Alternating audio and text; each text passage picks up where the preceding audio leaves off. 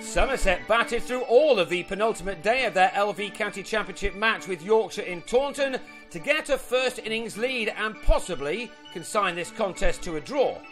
The home side had plenty of batting to do as the third day got underway, with them on 166 for 3 in their first innings, and that meant that they were trailing by 284.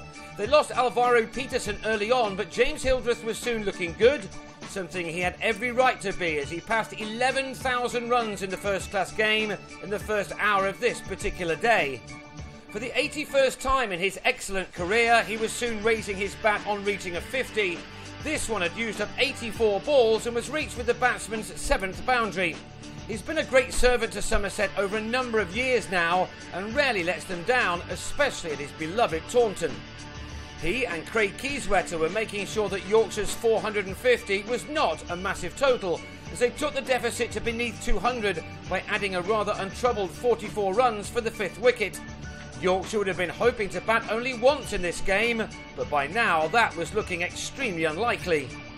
Even after Hildreth on 67 fell to the second new ball when he was legged before to Jack Brooks, a man who knows how to celebrate taking a wicket. That brought in Johan Myberg, who was soon off and running with his first runs for Somerset. There was still much work to be done by the batting side, and Myberg and Keyswetter, in what has become an important summer for him once again, were doing that work to good effect either side of the lunch break. Yorkshire needed to get wickets with the new ball, but these two ensured that that was not forthcoming, as they instead advanced the total along with some terrific shots. Keyswetter looked in good form, and as ever he played his shots to very good effect, most notably these two sixes off Brooks and Adil Rashid, both sweetly struck shots which would have had the members in Taunton purring with delight. Some have not always been too happy with the decision to let local lad Josh Butler head to Lancashire. Still, Keyswetter is a superb player, and he was showing that here as he eased his way to a 50, becoming the 7th batsman to get at least that far in this match, something which shows that it has been a fine surface to bat on. Keyswetter had needed a rather patient 111 balls to get to his half-century, although he did spend only 2 in the 40s. Myberg made a very impressive debut. His 50 came off 80 balls with 6 boundaries included. What he and his partner were unable to do, however, was to get their side to 350 inside 110 overs. Somerset were on 342 for 5 at that point, and so had to settle for 3 batting bonus points. Instead, the home side were by now probably thinking of batting on to get themselves ahead, to add some pressure to Yorkshire's second innings batting on the last day. These two took their partnership to 112. It was ended by Kane Williamson, who had Keyswetter held at slip after making 63. But Somerset were by now only 86 runs behind, and another 100-run stand for the 7th wicket then had them ahead. Lewis Gregory came out and soon started playing some magnificent shots. These two both cleared the ropes, and it showed all and sundry that Gregory has clearly moved on as a batsman over the winter months. Conditions remained, as they have been throughout this match, ideal for batting in.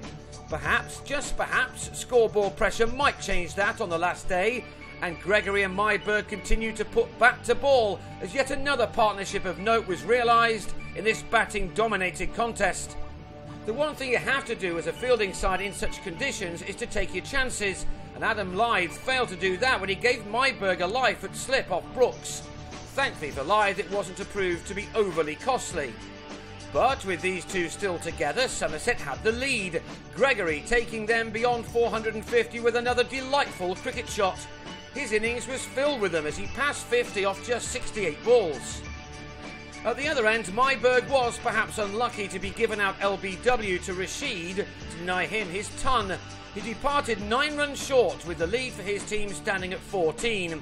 His 91 was at least his best score in this country. That brought in Craig Macheda, and like Gregory before him, he got moving with an early 6. But Gregory's innings was ended in a rather unfortunate manner when he was strangled down the leg side by Liam Plunkett, but his 69 was the best score of his fledgling career. Plunkett also did for Alfonso Thomas with a more straightforward catch behind. And that left Somerset on 496 for 9, now with Craig Overton keeping his end up Macheda was able to add to the home side's lead with some more quality striking. He did offer a half chance before the day was through, but it was Somerset who ended it the happier of the two teams, with Thomas the only one of their batsmen dismissed, unable to get into double figures by the close. Macheda needs just 5 more runs to become the 10th man in this game to register a half century.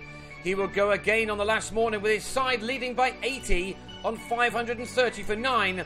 It should be a drawn game from here, but Yorkshire will have to keep their wits about them when they bat next.